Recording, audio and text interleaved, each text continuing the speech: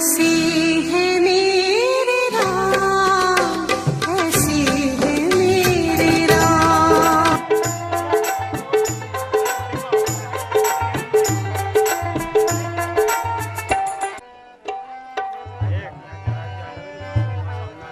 आरती श्री रामायण जी की, कीर्ति कलित ललिता सिया पी की। आरती श्री रामायण जी की, कीर्ति कलित ललिता सिया पी की। पावत ब्रह्मादि मुनि नारद,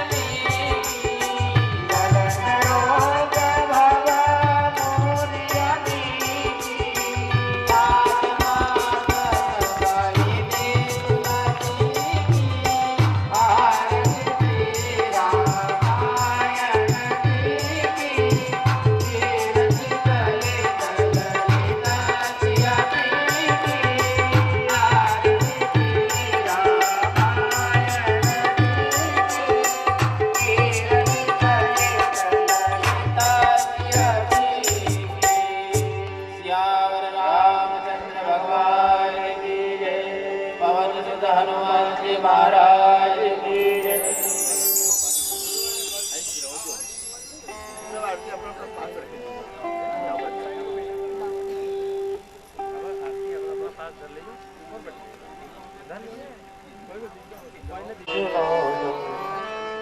कारुण्यरूपं करुणाकरं वेगं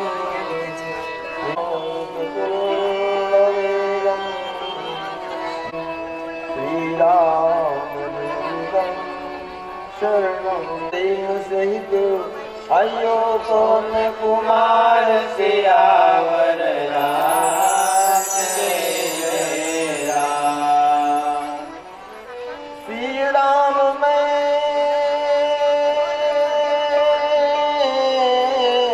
सब जग जानी करहु प्रणाम जोरी जुग पाऊं। जीव मात्र को सीताराम स्वरूप मानकर व्यासपीठ से सबके पावन चरणों में मेरा दंडवत प्रणाम स्वीकार करें और अब भगवान की पावन कथा को सुने।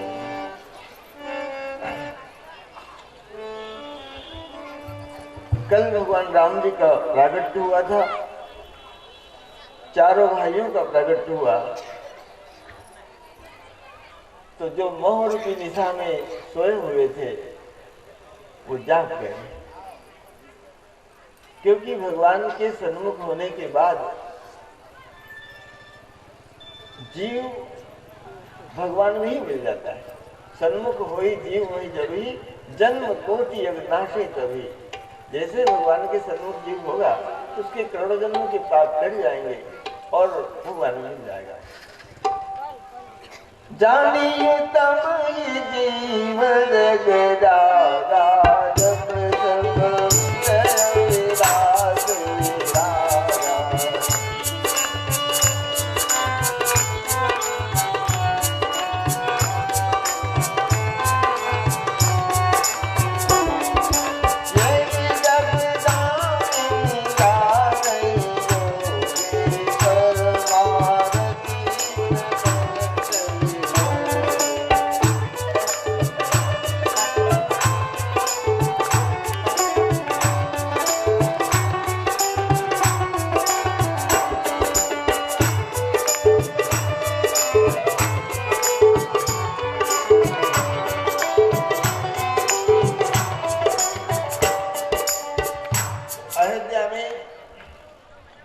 मनुष्यों का तो भाग्य था ही, जीव जंतु पशु पंछी जो भगवान का प्रागट्य का दर्शन कर रहे थे उनका भी सद्भाग्य था।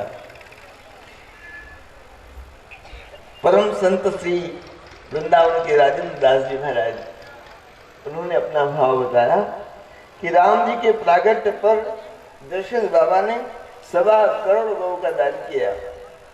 भरत जी का प्रागट्य हुआ, उनके प्रागट्य में 1.25 करोड़ गौ का दान किया।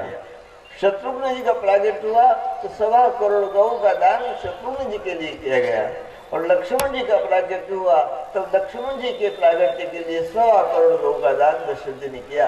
वैसे चारों भाइयों का प्रागट्य हुआ तब दशरथ महाराज ने कुल 5 करोड़ गौओं का दान किया। ऐसी गौ माता की नहीं बात है।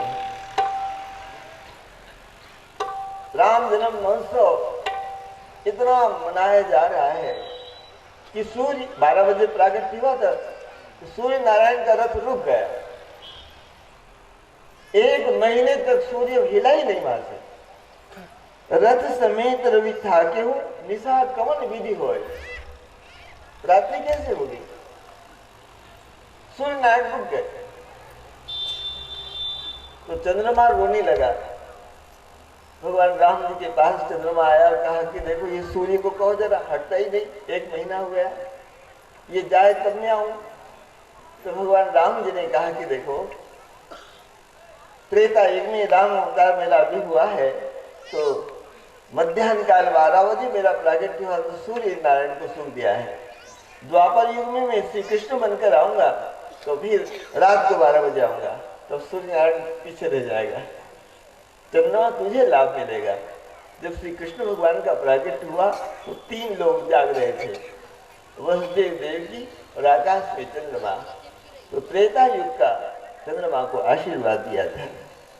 आज तो दशरथ महाराज 60,000 वर्ष के बाद 4 बालक प्रकट हुए। एक बालक के लिए तरसते थे देखने के लिए, आज 4 बालक प्रकट हुए। 4 प्रगटे ललनवा, भवनवा में बाजे बजनवा। 4 प्रगटे ललनवा, भवनवा में बाजे बजनवा। 4 प्रगटे ललनवा, भवनवा में बाजे बजनवा। 4 प्रगटे ललनवा, भवनवा में बाजे नीलमणि रवि कीनत, हुई सुत नीलमणि रवि कीनत, हुई सुत नीलमणि रवि कीनत, हुई सुत नीलमणि रवि कीनत, हुई सुत कंचन बरनवा, भवनवा में बाजे बजनवा। हुई सुत कंचन बरनवा,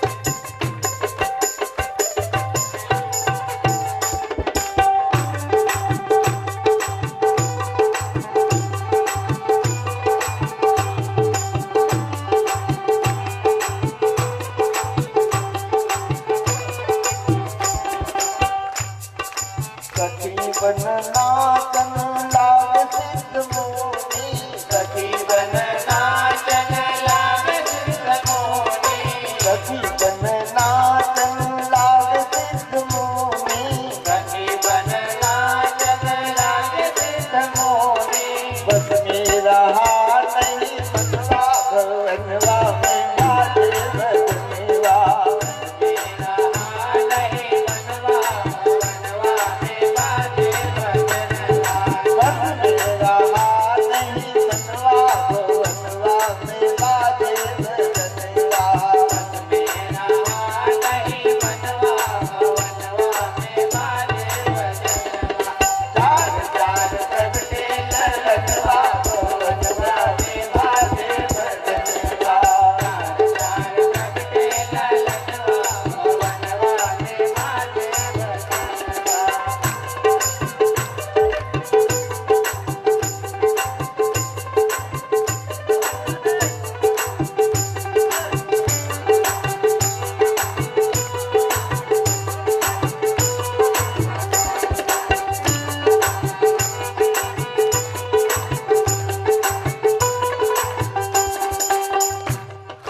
जन राजेश बधैया गावे, जन राजेश बधैया गावे, जन राजेश बधैया गावे, जन राजेश बधैया गावे। पावे प्रभु दर्शनवा भवनवा में बाजे बजनवा। पावे प्रभु दर्शनवा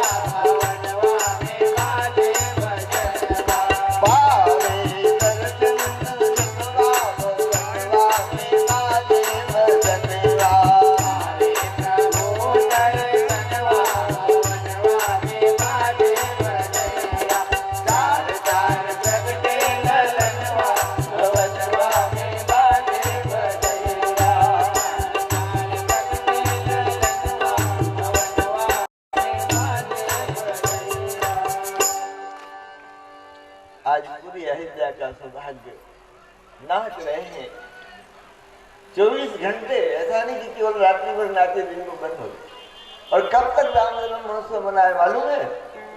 15 वर्ष तक रोज विश्वामित्र जी लेकर गए तब तक 15 वर्ष तक रामनवमी महोत्सव 24 घंटे मनाते थे।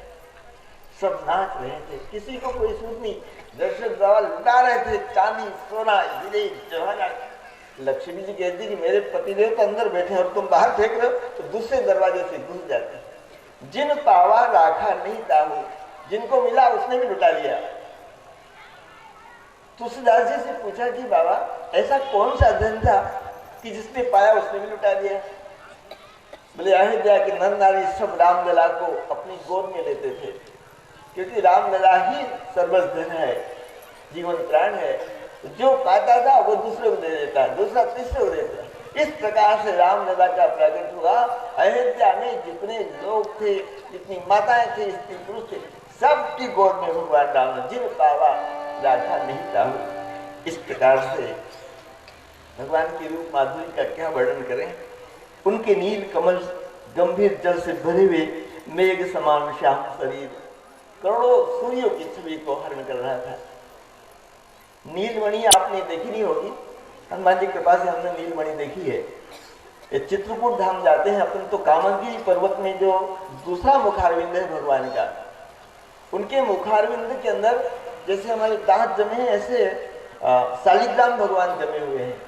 तो इनमें एक शालिग्राम भगवान ऐसे हैं, है मुख के अंदर, लेकिन दिव्य प्रकाश फैल रहा है उसका नीला। तो मैंने पुजारी जी से कहा कि ये तो नीलमणि होंगे। बोले हमने देखा नहीं, लेकिन लगता है कि नीलमणि है। ऐसे भगवान श्याम सुंदर थे, नील वर्ण के, लेकिन करोड़ों सूर्य के समान प्रकाश भगवान राम का स्वरूप था। चरण तलों में ब्रज ध्वजा अंकुश के छोटे छोटे चिन्ह थे। नूपुरी पैजनी ध्वनि मुनियों का मन मोहित कर लेती थी। कमर में करधनी, पेट पर 3 रेखाएं, नाभि गंभीर ऐसी थी जो देखता है वो गंभीर हो जाता था। आभूषणों की विशाल शोभा, भुजाओं पर हृदय पर नाक व्याघ्र नख चक, ये शेर जो होता है ना उसके नखों को चांदी में मड़कर बालक के गले में डालते हैं जिससे बालक को नजर न लगे। तो व्याघ्र छाती पर रत्नों की मुक्त मणि मालाएं थी। कंठ शंख के समान था। 2 सुंदर दांत आ गए थे। लाल लाल होठ, नासिका बहुत ही सुंदर। तन की दूती श्याम सरो रूह लोचन कंदुकी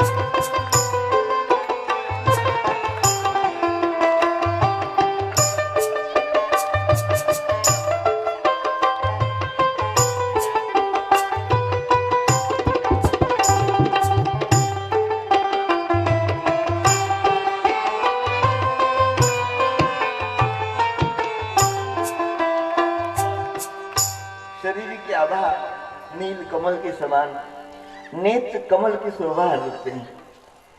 धूल से भरे हुए होने पर बहुत ही सुंदर लगते हैं।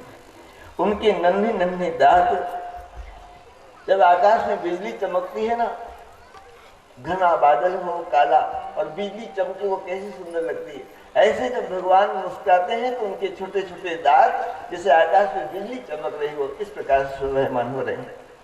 और किलकारी जब मारते हैं चारों बालक, मानो साक्षात अमृत जल रहा हो, ऐसी मीठी वाणी बोलते हैं। तुलसीदास जी कहते हैं कि अयोध्यापति महाराज दशरथ के चारों बालक सदैव हमारे हृदय में निवास करे, हम यही आपसे मांगते हैं। वरदंत की पंगति कुंद कलिया राधर पल्लव खोलन,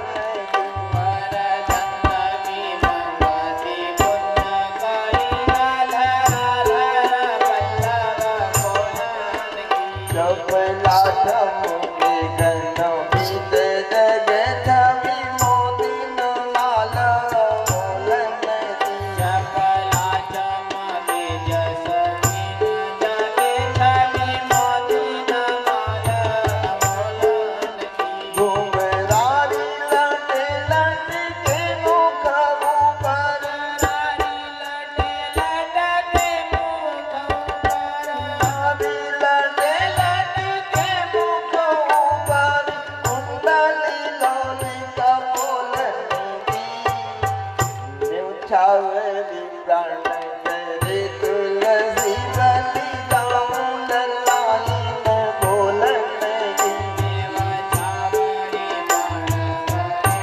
जाऊं ललाई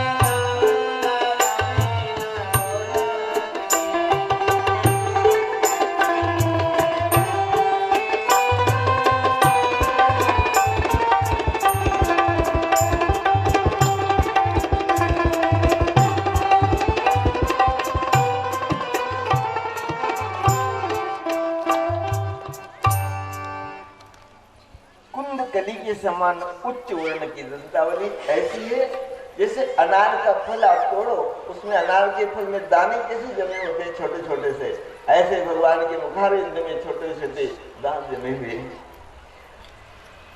अमूल्य मुक्ता मालाओं की छवि ऐसी जान पड़ती मानो शाम मेघ के भीतर बिजली चमक रही है। मुख पर घुंघराले जन्म के समय के काले घने बाल है तो बिखरे हुए हैं, लेकिन बहुत ही देदीप्यमान सुंदर लग रहे हैं। तुलसीदास जी कहते कि अरे लल्ला, मैं तो तुम्हारे एक किलकारी के ऊपर अपने प्राण निसार कर रहा हूं। इस प्रकार से भगवान की बाल लीला का वर्णन हुआ। 13 दिन के बाद नामकरण संस्कार हुआ। एक दिन की बीच में घटना लिखी तुलसीदास जी ने कि रघुवंश के कुल देवता रघुनाथ भगवान है। चतुर्भुज रूप में विग्रह विष्णु भगवान जैसे ही हैं। ईश्वांकु जी ने जब मनु महाराज से सुना तो तब करके ब्रह्मा जी से रंगनाथ भगवान को मांग लिया था। तब से सूर्य कुल में रंगनाथ भगवान का पूजन होता था। जब भगवान परमधाम से अयोध्या गए तो विभीषण जी को तो एक कल्प का राज्य दिया था, अभी तक विभीषण का राज्य चल रहा है। तो विभीषण ने कहा कि नाथ, ये आपके इष्ट देव रंगनाथ भगवान का हमको सेवा दे दो। तो भगवान साकेत धाम गए तो रंगनाथ भगवान की सेवा विभीषण को दे गए। भगवान ने कहा कि तुम पुष्पिक मान से रंगनाथ भगवान को ले जाओ, लेकिन जहां उतार दोगे वो वहीं रह जाएंगे, फिर उठेंगे नहीं। तो विभीषण विमान लेकर जा रहे थे, कावेरी तट पर चंद्र पुष्करणी क्षेत्र में पहुंचे और वहां विमान को किसी कारण से नीचे उतारा। फिर विमान वहां से उठा नहीं, भगवान उठे ही नहीं वहां से। तो आज भी विभीषण जी रंगनाथ भगवान का पूजन करने आते हैं। संवत 2010 की बात है कि जब सरकारी तौर पर परस्पर वाद विवाद में वो मंदिर साल भर तक बंद रहा, ताला लगा रहा, कोई जा नहीं सका। जब साल भर बाद मंदिर को खोला तो अंदर दीपक जल रहा था, भगवान का पूजन हुआ था, ताजी फूल की माला पहनाई हुई थी। तब वहां के महंत ने कहा कि विभीषण जी आज भी यहाँ पूजा करने आते हैं। तो रंगनाथ भगवान कौशल्या माँ उनका रोज पूजन करती थी। देखो, भगवान ने धन संपत्ति दी हो तो दूसरे काम के लिए भले ही नौकर लगा लेना, लेकिन भगवान की सेवा जो हमारे घर ठाकुर सेवा है वो खुद करना चाहिए। भगवान के बर्तन खुद मांगना चाहिए, भगवान के वस्त्र खुद धोना चाहिए। कौशल्या माँ के यहाँ हजारों दास दासी थी, लेकिन रंगनाथ भगवान के लिए खुद रसोई बनाती थी और भोग लगाया। रामलला को सुला दिया पलने के ऊपर। भोग की कुछ सामग्री रह गई थी तो वो अंदर लेने गई और लाकर देखा तो रंगनाथ भगवान के पास रामलला लड्डू उठाकर खा रहे। कौशल्या जी ने सोचा कि मैं तो इसको पलने में सुला के आ गया, यहाँ कैसे आ गया। दौड़ती हुई गई पलने के पास तो वहां बालक सोया हुआ था। रामलला तो यहाँ सोया है। मंदिर में जाती तो वहां बालक लड्डू खा रहा है। माँ घबरा गई, यहाँ वहां कोई बालक देखा। माँ ने कहा कि इसमें दो में से एक नकली है, एक असली है, लेकिन मुझे डर है कि कहीं किसी बालक को उठाऊं, ऐसा नहीं कि नकली को उठा लूं तो मेरा असली चला जाए। तो माँ घबरा गई। फिर भगवान ने अपनी लीला समेट ली और एक ही बालक का दर्शन हुआ। जब भगवान सोए हुए थे तो कौशल्या जी जब बार बार दर्शन कर रही थी पलने के पास, तब सोए हुए की भी अलौकिक महिमा थी। तेरी मंद मंद मुस्कनिया पे, तेरी मंद मंद मुस्कनिया पे बलियाल राघव बलिहाल राघव।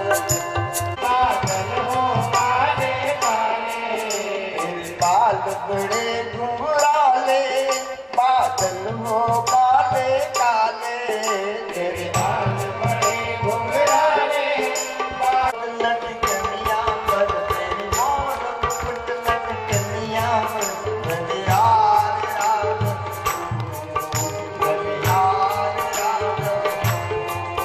तेरी मोर लटकनिया पर, तेरी मोर मुकुट लटकनिया पर, बलिहाल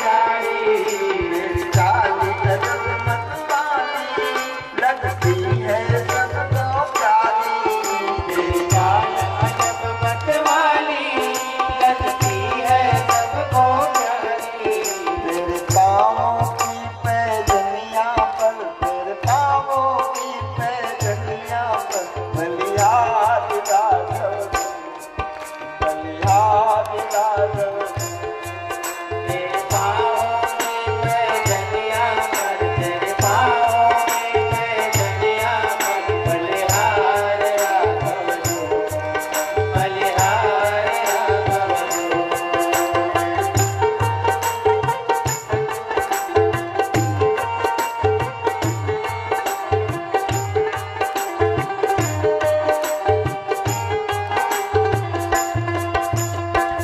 न बड़े कजरारे लगते हैं तारे तारे, तेरे नैन बड़े कजरारे लगते हैं तारे तारे। तेरे नैन बड़े कजरारे लगते हैं तारे तारे। तेरे नैन बड़े कजरारे लगते हैं तारे तारे। तेरी तिरछी सी लटकनिया पर, तेरी तिरछी सी लटकनिया पर, बलिहार राघव जो, बलिहार राघव जो। तेरी तिरछी सी लटकनिया पर, तेरी तिरछी सी लटकनिया पर, बलिहार राघव जो, बलिहार राघव जो।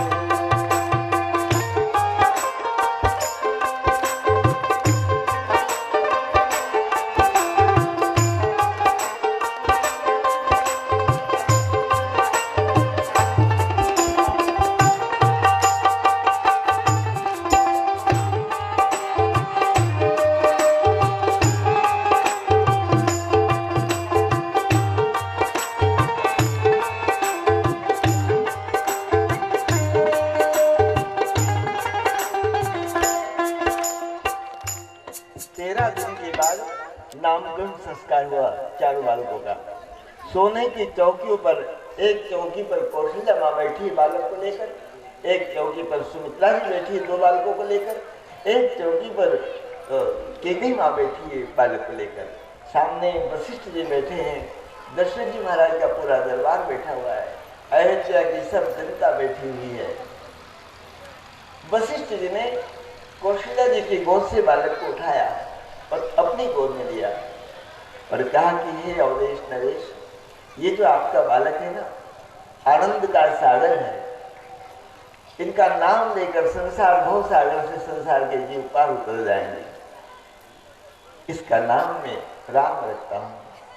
बालक के कान में 3 बार वशिष्ठ जी ने कहा कि बेटा तू राम है, राम है, राम है। बालक को कौशल्या जी की गोद में ले लिया, केकई की गोद से बालक को उठाया। वशिष्ठ जी ने कहा कि हे राजन, इसका नाम भरत रखता हूं। जिसको अनाज की कमी हो, अनाज खरीदना पड़ता हो, अनाज हमेशा फूट जाता हो घर में, वो भरत के नाम का जप करेगा, उसके घर अनाज का भंडार कभी खाली नहीं होगा। विश्व भरण पोषण कर दोई, ताकर नाम भरत अस होई। फिर सुमित्रा की गोद में 2 बालक थे, एक बालक को उठाया और कहा कि हे अवधेश नरेश, इस बालक का मैं शत्रुघ्न नाम रखता हूँ। शत्रुघ्न के नाम का जो जप करेगा उसके शत्रुओं का नाश हो जाएगा। शत्रु ये संसार के दिखने वाले शत्रु नहीं, हमारे अंदर शत्रु बैठे हुए, काम क्रोध मद लोभ ईर्ष्या जो भरा हुआ है, यही हमारा पुनर्जन्म बिगाड़ देते हैं। यहाँ के शत्रु कुछ नहीं कर सकते, लेकिन अंदर जो बैठे हुए दुश्मन है, शत्रु है, जो शत्रुघ्न जी के नाम का जप करेगा, उसके हृदय के अंदर काम क्रोध मद लोभ ईर्ष्या ये सब शत्रु नाश हो जाए।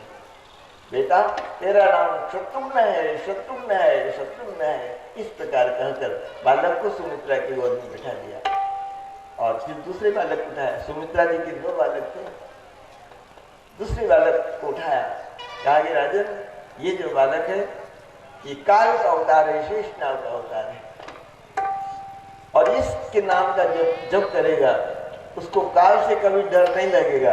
आज हमारे कमरे के पास नाग देवता आ गए, है ना, बिल्कुल कोयड़ियों पर आ गए थे। तो देखा भाई ने कि अरे नाग आ गया, तो थोड़ा फटकारा तो चला गया।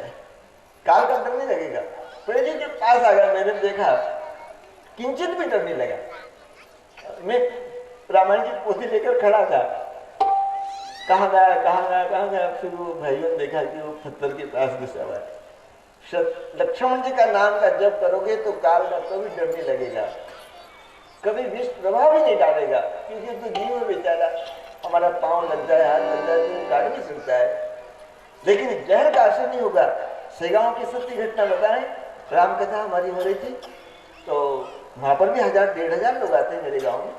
मैं पोथी लेकर कथा करने आया, ये भैया भी थे, तो जो कथा करवा रहे थे उनको सांप ने काटा, तो जो कथा सुने तो सब भगदड़ मच गई।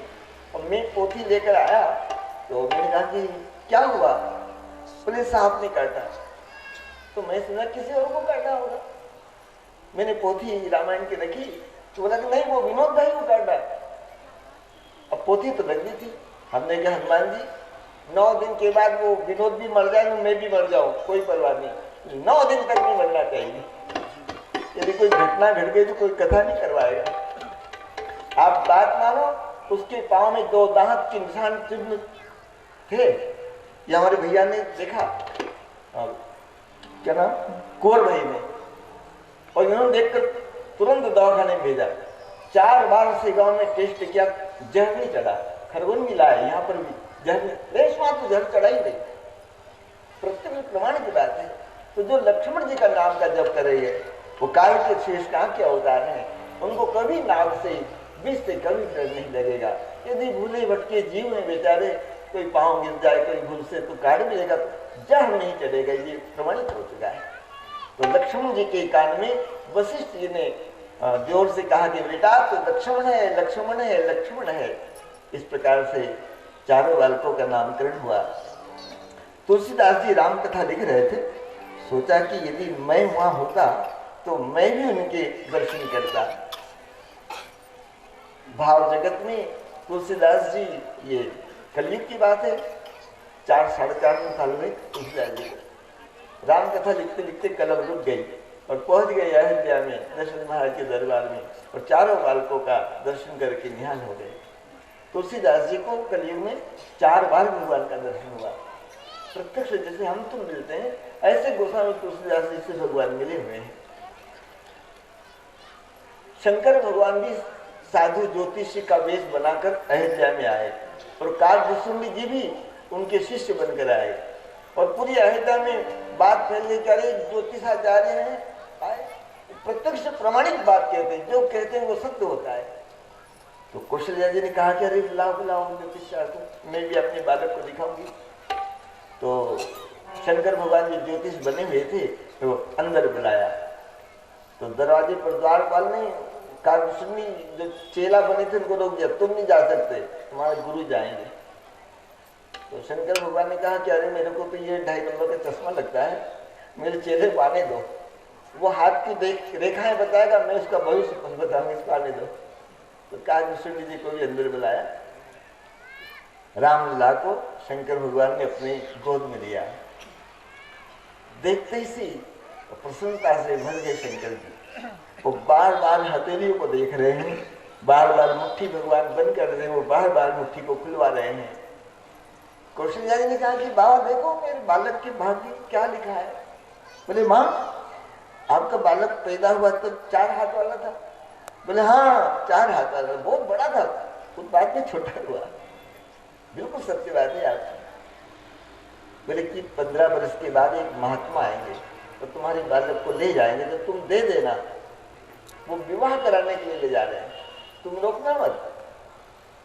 तो उन्होंने कहा कि अच्छा दे दूंगी। आगे क्या लिखा है, जन्म प्रसंग कहो कौशिक मुनि सी स्वयंवर गायो।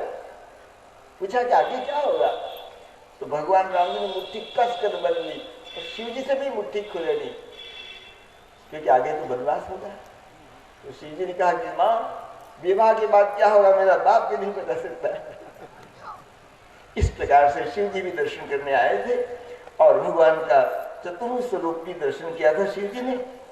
अब तो चारों भाई बड़े बड़े हो गए। सबसे पहला नियम था हमारे भगवान राम जी का, 4 बजे खड़े हो जाते थे। प्रातःकाल उठी कर गुना माधो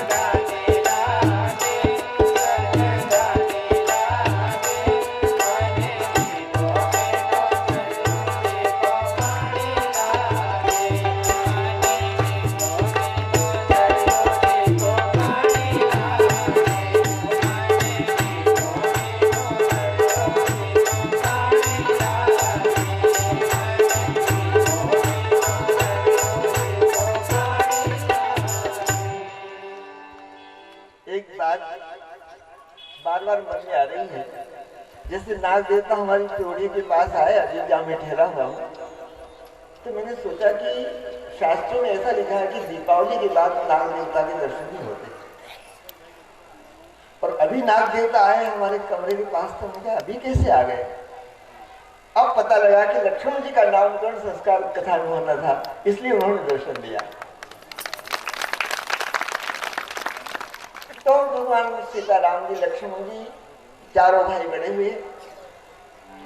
इनके 18 सखा थे, सुंदर, शेषर, वीरसिंह, मणिभद्र, कलाधर, मनोहर, गुणाकर, मानद, पवित्र, वनपाल, गदाधर, पद्मकर, श्रीनिधि, रसिक, तेजरूप, बाणरूप, रस और निषाद राज। जब दशरथ जी के मित्र थे निषाद राज, तो दशरथ जी के 4 बालकों का प्रागट्य हुआ, तो निषाद राज दशरथ जी के दोस्त थे, मित्र थे, उनके घर भी एक बालक का जन्म हुआ। तो दोनों बालकों का एक ही समय जन्म हुआ, तो एक बराबर दोनों बालक थे, इधर राम, लक्ष्मण, भरत, शत्रुघ्न, और इधर जो निषाद राज का बालक था वो। तो निषाद राज का बालक कहता था कि मुझे आपके मित्र के बालक से मित्रता करना है, मुझे भी अयोध्या दे दो। भाई आप पिताओं की मित्रता थी, तब बच्चों की हमारी मित्रता होना चाहिए। तो रूरू नाम के मृग को मारकर उसके 4 जोड़ी जूते बनाए, और निषाद राज जो बालक था उसको फल फूल एक पोटली में बांध कर दी, 4 जोड़ी जूते दिए, बोले ये तुम्हारे मित्रों को जूते पहना देना और ये फल खिलाना। तो निषाद राज छोटा बालक एक पोटली उपहार के बांधकर अयोध्या आया। तो सोचा पहले सरयू में स्नान कर लूं, फिर दशरथ जी के दरबार में जाऊंगा मित्रों को मिलने। तो उपहार की पोटली तट के ऊपर रख दी और स्नान करने के लिए निषाद राज ने डुबकी लगाई, और जब बाहर निकले तो क्या देखा कि चारों बालक वो उपहार की पोटली को खोल रहे हैं, और चारों जोड़ी जूते चारों बालकों ने पहन लिए। तो वो जो बालक निषाद राज था उसके मन में तो आया कि अरे मैं दशरथ जी के बालकों के लिए लाया हूँ, तुमने खोल दिया। पर उनकी रूप माधुरी को देखकर कहा कि खोलो खोलो, तुम्हारे लिए लाया हूँ। और चारों बालक को फल लेकर उस तट पर पुष्टाते हुए निषाद राज के पास आए। बोले तुम दशरथ जी के बालक हो? बोले हाँ। बोले मैं निषाद राज का बालक हूँ, तुम्हारे पिता और मेरे पिता की मित्रता थी, अब हम मित्र बन जाए। फिर तो रामलला और लक्ष्मण जी ने एक हाथ निषाद राज का पकड़ लिया, एक हाथ भरत शत्रुघ्न ने पकड़ लिया, और ले चले अपने मित्र को बाबा दशरथ जी के पास। दशरथ जी दरबार में पहुंच चुके थे, बैठे थे, जैसे अपने मित्रों को उठाकर गोद में बैठाते हैं, ऐसे निषाद राज को भी गोद में बैठा लिया। दशरथ जी ने देखा कि ये नए मित्र के आने से हमारे बालक बड़े प्रसन्न हो रहे हैं, और ये भील का बालक है। कहा कि बेटा तुम यहीं अयोध्या रहना, हमारे बच्चों को धनुष बाण चलाना सिखाना। तो निषाद राज तो चाहते ही थे, रोज नित्य वन में शिकार करने जाते थे। मुझे एक जगह पूछा भी था कि भगवान राम जी शेरों को मारते थे, हिरणों को मारते थे, शिकार करते थे, लेकिन कारण यह था कि रावण लंका से राक्षसों को हिरण बना बनाकर भेजता था अयोध्या में, शेर बना बनाकर राक्षसों को भेजता था।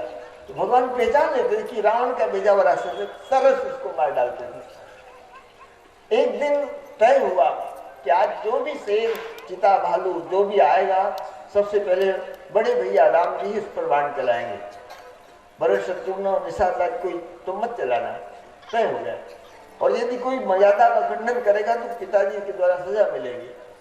अब वन में गए, उधर से एक शेर दहाड़ता हुआ रावण का भेजा हुआ राक्षस आया शेर के रूप में, और छलांग लगाता हुआ 12 फुट कूदता कूदता आ रहा था। निषाद राज सबसे पीछे थे, रामलला सबसे आगे थे। अब तय हो चुका था कि राम जी ही मारेगी उसको, और भगवान सहज खड़े थे, कोई बाण धनुष उठा नहीं रहे थे। निषाद राज ने सोचा कि ये शेर दहाड़ता रहा है, कहीं लाला के ऊपर टूट न पड़े। तो पीछे से सरल से बाण निषाद राज ने खींच के मारा, तो शेर जड़ाम से गिर पड़ा और मर गया। लक्ष्मण जी ने कहा अब तुमको सजा मिलेगी। तय हो गया था ना कि बड़े भैया शिकार करेंगे, तो चाहे जो हो। वो शेर कूद पड़ता था हमारे भैया पर।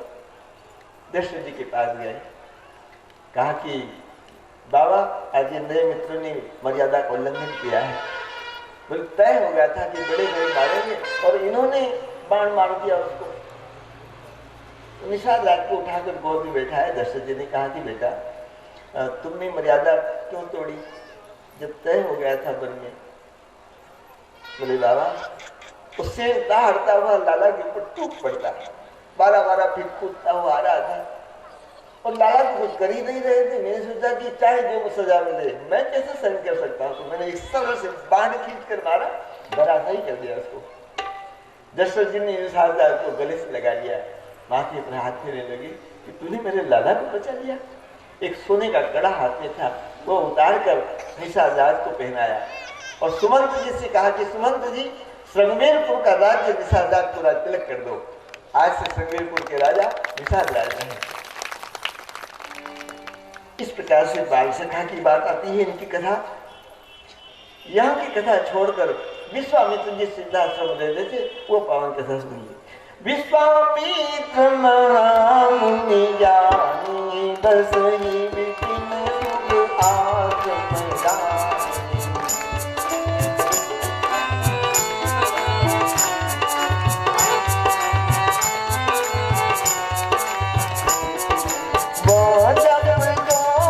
मुनि करे अति मारी सुभावनी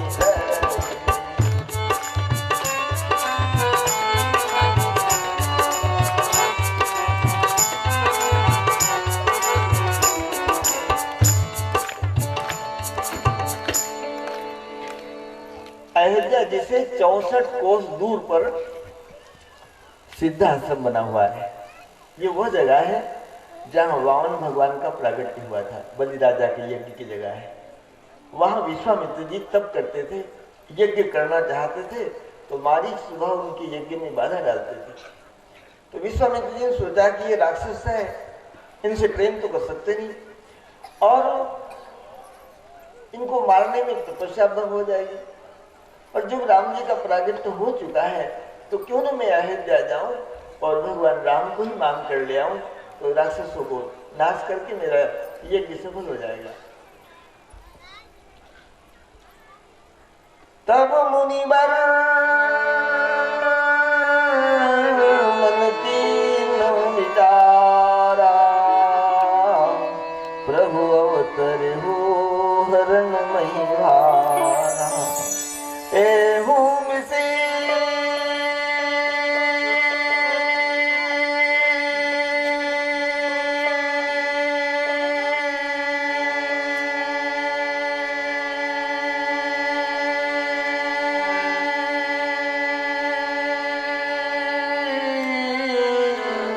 देखो पद जाई कर विनती यानो दो भाई, ज्ञान विराग सकल गुण वैना, सो प्रभु में देख भरी नैना। ये सोचकर सिद्धाश्रम से अयोध्या में आए। स्वर्गीय स्नान किया विश्वामित्र जी ने, तिलक चंदन माला लगाई, अपना भजन पूरा किया और दशरथ महाराज के भवन में पधारे। वशिष्ठ जी गुरुदेव भी वही भवन में थे।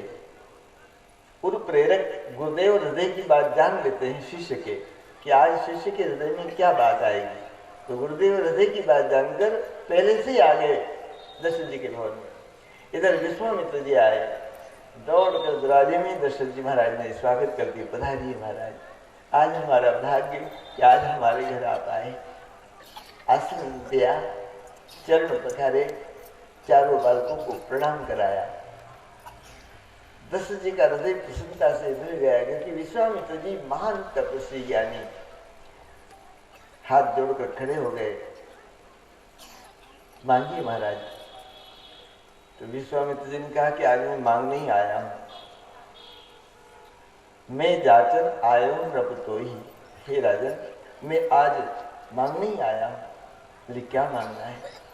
बोले कि अनुज समेत देव रघुनाथा, छोटे भाई लक्ष्मण के सहित मुझे राम जी दे दो। और राम जी दे दो इतना सुना कि दशरथ जी धड़ाम से गिर पड़े, 48 मिनट तक बेहोश पड़े रहे। वशिष्ठ जी ने उठाया लेकिन होश नहीं आया। राम नाम शब्द से ही दशरथ जी बेहोश हो गए। एक घड़ी तक बेहोश हो गए। एक घड़ी का समय 48 मिनट का होता है।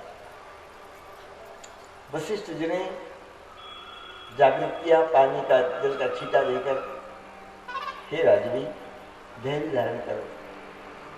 दशरथ जी ने कहा कि नहीं महाराज, मेरी सेना को ले जाओ, मैं खुद धनुष बाण लेकर चलता हूँ आपकी यज्ञ की रक्षा के लिए, मेरे बालक को मत ले जाओ। अभी मासूम बालक 15 वर्ष का भी नहीं हुआ है, और वहां तो राक्षस बड़े भारी, कैसे मैं खुद चलता हूँ महाराज।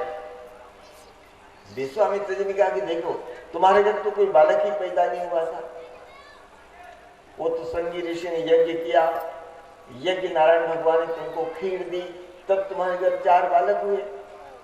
तो यज्ञ नारायण भगवान की कृपा से तुम्हारे यहाँ 4 बालक हुए, और उन्हीं यज्ञ नारायण भगवान की रक्षा के लिए मैं 2 बालक मांग रहा हूँ, तो आप मना कर रहे हो। बोले नहीं महाराज, मैं नहीं दे सकता। क्या बताऊं, रात को जब मेरा राम सो जाता है तो 4 बार सोए हुए राम के मैं दर्शन करने जाता हूँ। देह प्राण ते प्रिय कछु नाही, मेरे प्राण मांगो अभी निकाल कर दे दूंगा। सब सुत मोहि प्राण के नाही, राम देख नहीं बनी दुश्मन, मैं राम को नहीं दे सकता।